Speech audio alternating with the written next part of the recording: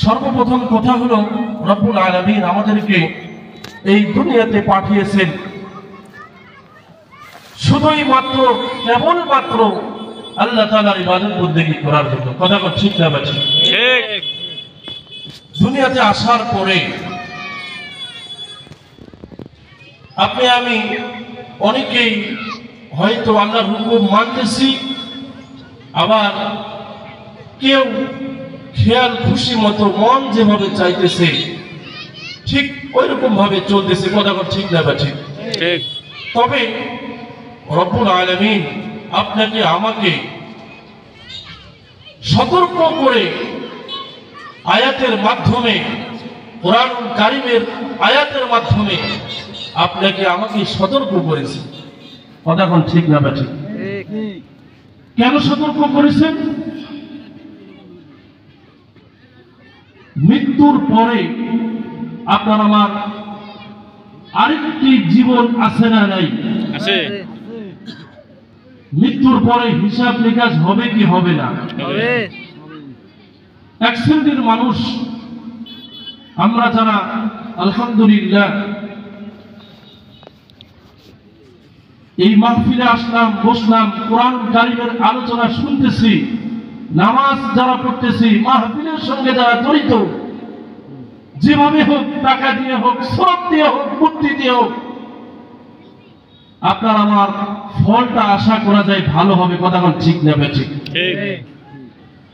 কাল কিয়ামতের ময়দানে এই মানুষগুলো যখন তাদের আমলনামা পেয়ে যাবে, তারা কত ভাগ্যবান হবে আর বলতে থাকবে, আয় হায়, আমি যদি দুনিয়াতে এই নেক কাজটা না করতাম, আজকে আমি এই ভালো ফলটা পাইতাম না। কথা ঠিক না ঠিক?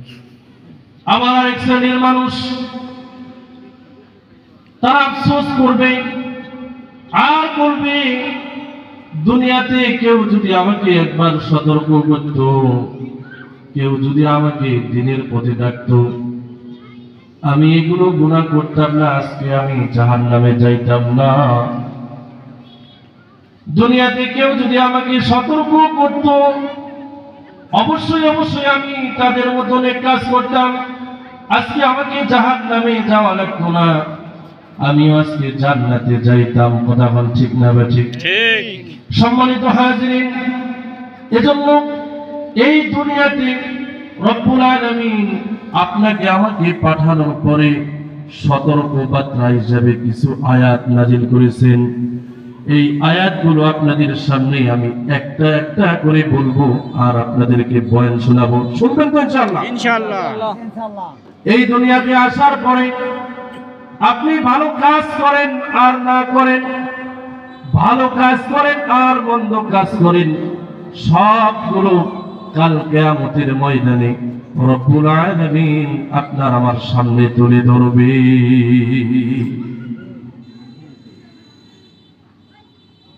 মানুষের মৃত্যুর পরে খাস করে যারা গুনাহের ভিতরে আমরা লিপ্ত, প্রত্যেকটি গুনাহের জন্য 8টি সাক্ষী দাঁড়িয়ে যাবে। আপনার আমার বিপক্ষে সাক্ষী দিবে তারা। আপনার আমার শরীরের ভিতরে যে অঙ্গ প্রত্যঙ্গ গুলো আছে, এই অঙ্গ প্রত্যঙ্গ গুলো 7টি অঙ্গ প্রত্যঙ্গ, 8টি অঙ্গ প্রত্যঙ্গ আপনার আমার বিরুদ্ধে সাক্ষী দিবে। চিন্তা করছেন কয়টি বলেন তো? 8টি অঙ্গ প্রত্যঙ্গ আপনার আমার বিরুদ্ধে সাক্ষী দিবে। নবীজি সাল্লাল্লাহু আলাইহি ওয়াসাল্লাম এই বিষয়টিও অনেক জায়গায় এরকম ভাবে বয়ান করে আপনাকে আমাকে সতর্ক করেছেন। নবীজিও করেছেন, স্বয়ং আল্লাহ পাক রব্বুল আলামিনও করেছেন। সুবহানাল্লাহ বলেন। সুবহানাল্লাহ। তার মানে কি আপনাকে আমাকে এই দুনিয়াতে থাকা অবস্থায় সতর্কভাবে চলতে হবে। কথা ঠিক না ঠিক? আল্লাহর সতর্ক অনেক বড় সতর্ক। এই সতর্ক যে অবলম্বন করে দুনিয়াতে চলতে পারবে, সেই হবে সফল কাম। আর যে সতর্ক অবলম্বন করবে না, সে বিফল হয়ে যাবে। কথা কোন ঠিক না বেঠিক? সম্মানিত হাজিরিন, আপনার আমার বিরুদ্ধে সাক্ষী দিবে এক নম্বরে জমিন। এক নম্বরে কে সাক্ষী দিবে বলেন? আপনার আমার বিরুদ্ধে সাক্ষী দিবে জমিন। এই জমিনের উপরে যদি ভালো কাজ করে তাহলে আপনার আমার পক্ষে সাক্ষী দিবে। আর আপনার আমার পক্ষে যদি জমিন সাক্ষী দিয়ে দেয় তার মানে বুঝতে হবে আপনি আমি জান্নাতি। আর যদি জমিন আপনার আমার বিরুদ্ধে সাক্ষী দেয় তার মানে বুঝতে হবে এই দুনিয়াতে আপনি আমি গুনাহের কাজ করেছি।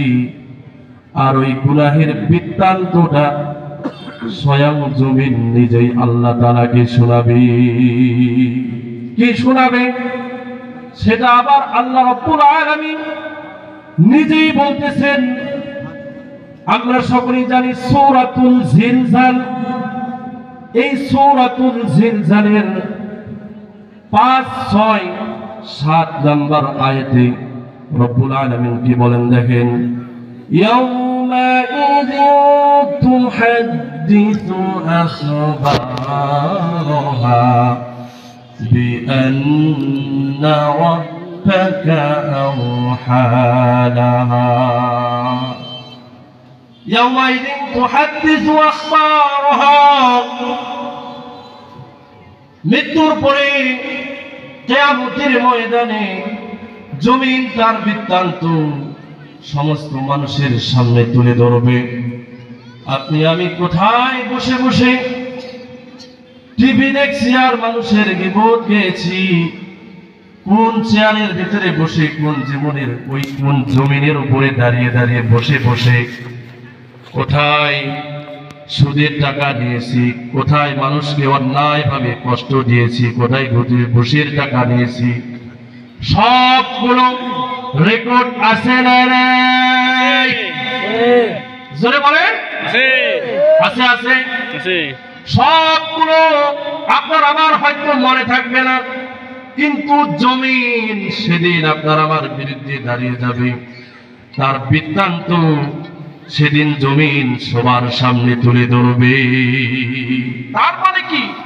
স্পষ্ট কথা, ভালো কাজ যদি করি জমিন আপনার আমার পক্ষে দাঁড়িয়ে যাবে, আর খারাপ কাজ যদি জমিনের উপরে দাঁড়িয়ে করি এই জমিনও আপনার বিপক্ষে দাঁড়িয়ে যাবে। কথা কোন ঠিক না বেঠিক?